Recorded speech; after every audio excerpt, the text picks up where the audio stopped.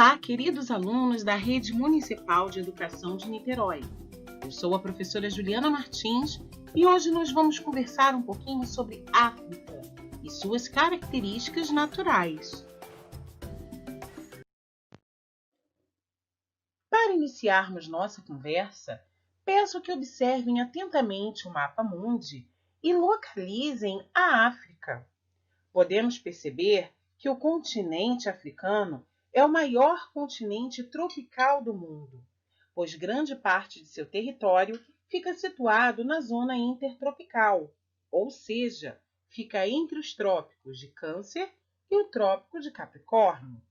Dessa forma, muitas características naturais que encontramos em países do continente africano se assemelham com características que encontramos em várias partes do Brasil. Já que, analisando o mapa mundi, podemos perceber que tanto o Brasil quanto muitos países do continente africano ficam na mesma linha latitudinal, ou seja, eles têm a incidência solar, entre outros fatores, muito próximos, o que vai fazer com que muitas características sejam parecidas.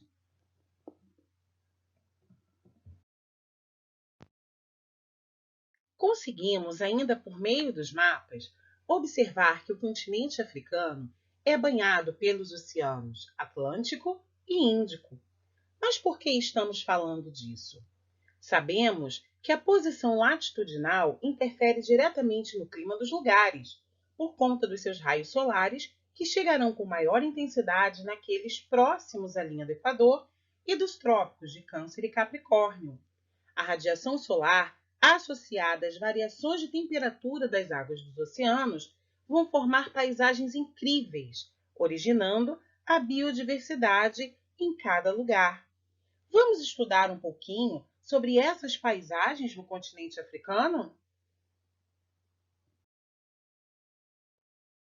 A savana africana aparece na região fronteiriça entre a floresta mais densa e o deserto nos trópicos, ocupando uma faixa bastante grande do continente africano, desde leste a oeste, do Sudão aos Grandes Lagos. A fauna da savana africana é composta por mamíferos herbívoros de grande porte, como o búfalo, a girafa, o rinoceronte e o elefante. Mamíferos herbívoros como a zebra, o gnu, antílopes, e mamíferos felinos predadores, como o leão, o leopardo e o guepardo. Também tem a presença de aves lindíssimas, como o falcão, a águia, o abutre e o avestruz.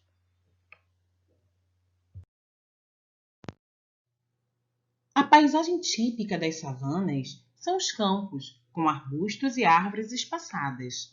Os relevos, na maior parte das vezes, apresentam-se como planos, podendo também apresentar feições geomorfológicas com baixas e médias altitudes.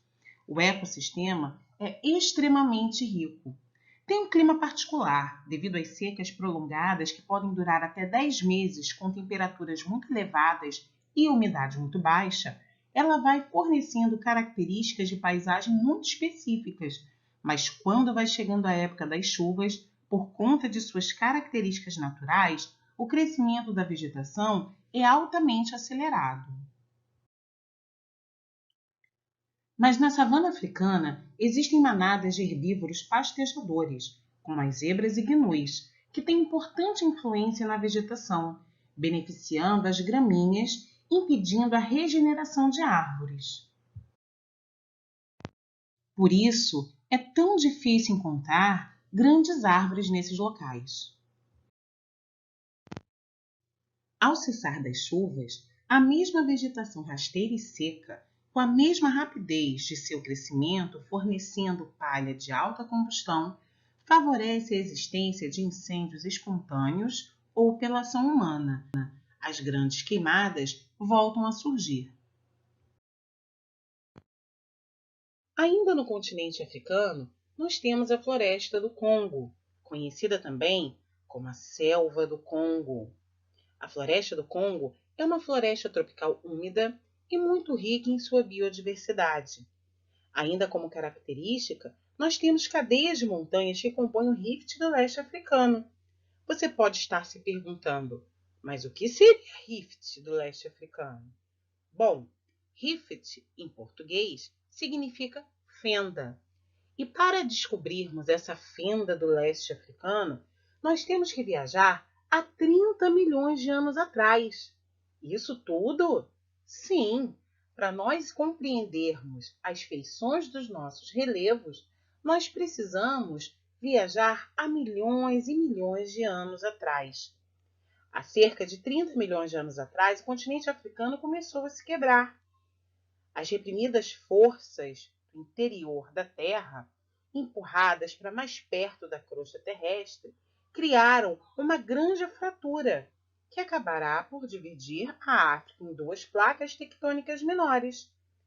Essa fratura, conhecida como Sistema de Rift do Leste Africano, também conhecida como Grande Vale do Rift, estende-se a partir da Jordânia, no sudoeste da Ásia, por todo o leste da África até Moçambique. Também temos, na floresta do Congo, temperaturas elevadas e, como consequência, chuvas abundantes. Sabemos que, onde temos temperaturas mais altas, obviamente, teremos mais evaporação. Logo, vamos ter também mais chuvas.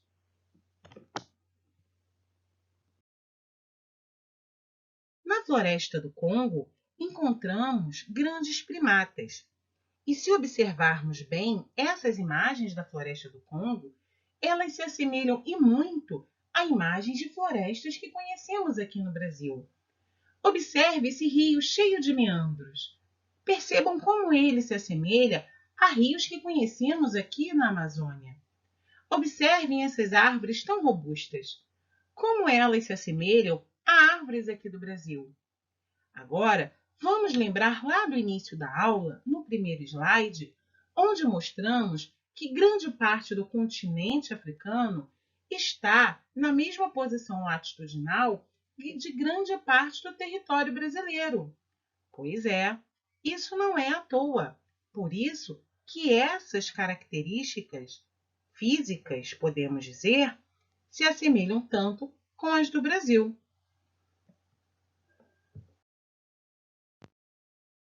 Ainda no continente africano, nós temos os desertos, que apresentam elevada amplitude térmica. Mas o que é amplitude térmica mesmo? Amplitude térmica é a diferença entre a máxima e a mínima temperatura de um local. Nos desertos, durante o dia e tarde, a temperatura é extremamente elevada, muito alta, e à noite, muito baixa. Mas por que isso acontece? Bom, durante o dia, os raios solares incidem sobre toda a extensão de areia. E à noite, esse calor retorna para a atmosfera em forma de raios infravermelhos.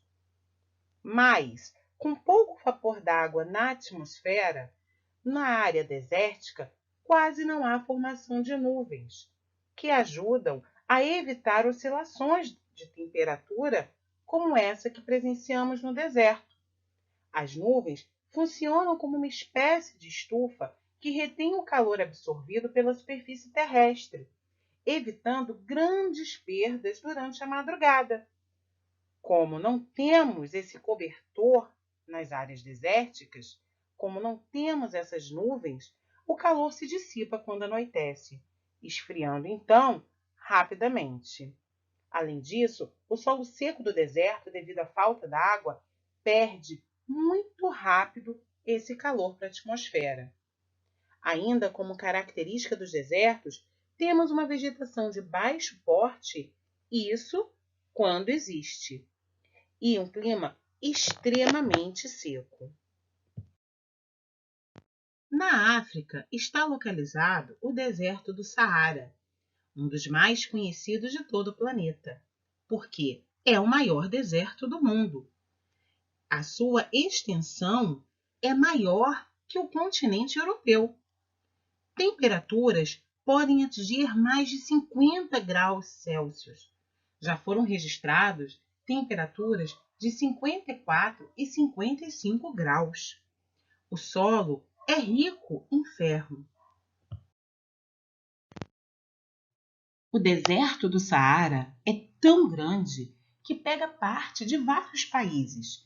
Entre eles podemos falar Argélia, Chade, Egito, Líbia, Mali, Mauritânia, Marrocos, Níger, Saara Ocidental, Sudão e Tunísia. E vocês sabiam que vivem pessoas na região do Saara? Claro que vivem. Atualmente, vivem cerca de 2,5 milhões de pessoas na região do Saara. Vocês perceberam quantos países o deserto compõe? As pessoas que vivem na região do Saara são chamadas de beduínos. Geralmente são clãs nômades que desenvolvem o pastoreio e o comércio, tendo que se deslocar no deserto em busca de água e comida.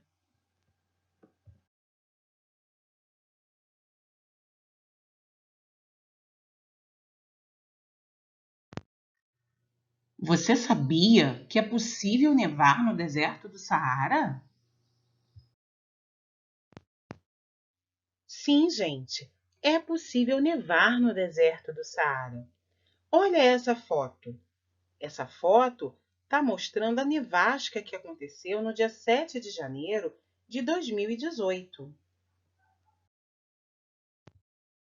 Aqui é outra imagem da nevasca que aconteceu no Saara. A nevasca ocorreu na região da Argélia. E sabe o que mais? Não foi a primeira vez que nevou no deserto do Saara. No ano de 1979, também no sul da Argélia, no dia 18 de fevereiro, ocorreu uma outra nevasca. Mas como isso pode acontecer se é tão quente? Como que a gente pode ter neve? Muitos cientistas arriscam que a grande explicação se deve à baixíssima umidade do local. Isso ocorre porque as montanhas do Atlas, ao norte do Saara, emparedam o deserto, impedindo a entrada de ar úmido. Passam apenas algumas massas de ar seco, que em condições raras podem fazer chover ou, em condições ainda mais raras, nevar.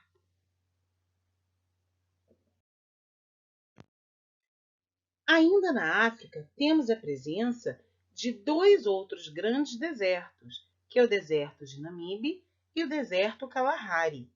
Nenhum dos dois se assemelha na extensão territorial do Saara, mas são importantes desertos do continente africano. Ainda encontramos as estepes e o chaparral. Neles nós encontramos vegetação, mas nunca é uma vegetação grandiosa. São vegetações rasteiras, de pequenos arbustos, ou ainda vegetações que são capazes de se adaptar à realidade local. Bom, gente, uma outra coisa que precisamos falar aqui é que o processo de desertificação ele se encontra acelerado em muitos locais da África, como também do mundo. E o que favorece o processo de desertificação, ou seja, de uma área virar deserto? Primeiro, o cultivo exaustivo e uso inadequado do solo, excesso de atividades pastoreias, desmatamento e práticas inadequadas de irrigação.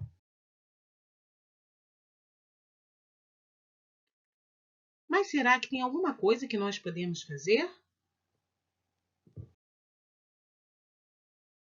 Bom, gente, na verdade sempre tem o que fazer, né? Basta querer, arregaçar as mangas e colocar mãos à obra. 14 países do continente africano colaboram plantando milhões de árvores em torno do deserto do Saara. Esse projeto é conhecido como Muralha Verde e impede que as areias do deserto avancem, ampliando ainda mais sua extensão territorial. Além disso, esses milhões de árvores plantadas auxiliam diretamente na questão climática, tanto do local quanto em escala global, já que, pensando em planeta, somos um só. Além dos biomas, é importante também ressaltar a hidrografia da África, já que apresentam mares e rios de extrema importância em nível local e global. São os principais mares, o Mar Vermelho e o Mar Mediterrâneo, e apresentam-se como os principais rios, os rios Nilo, Congo e Níger. O Mar Mediterrâneo é um dos mares mais importantes do mundo. Banha o norte do continente da África, sul da Europa e oeste da Ásia, e teve um importante papel na história, por ser a principal rota de comércio entre os países desse continente. Ainda é de extrema importância na rota de comercialização de diversos locais. Ainda vale ressaltar que é considerado o maior mar do mundo em extensão e quantidade de água. Mas, infelizmente, nem só de coisas boas podemos falar sobre o Mar Mediterrâneo. Hoje, ele apresenta uma questão geográfica e política muito complexa. É por ele que muitos refugiados africanos tentam escapar de seus países. E, infelizmente, muitos acabam se perdendo pelo mar, vindo inclusive a falecer. Eles fogem das guerras, fogem da fome em busca de novas oportunidades. O Mar Mediterrâneo é um mar de extrema importância que traz muitos benefícios e atualmente tem trazido notícias muito tristes também. Apesar do continente africano ter rios de extrema importância, vamos destacar aqui o Rio Nilo, pois ele foi imprescindível para a existência e desenvolvimento de uma das civilizações mais conhecidas do mundo, a civilização egípcia. O Rio Nilo ainda é o maior rio da África, cortando metade do continente. O Rio Nilo ainda tem uma curiosidade. O Rio Nilo ele deságua para o norte da África. O que quer dizer isso? Ele corre para cima, desaguando no Mar Mediterrâneo. Como já vimos, o Mar Mediterrâneo é o maior mar continental do mundo. Ou seja, o Mar Mediterrâneo e o Rio Nilo estão intrinsecamente ligados. O Mar Mediterrâneo é um pedaço do Oceano Atlântico e tem como braço o Mar Negro. Ele liga diversas regiões da Europa com o Oriente e a África, tornando uma rota marítima ainda muito importante e, consequentemente, faz do Rio Nilo um pedaço de grande valor comercial.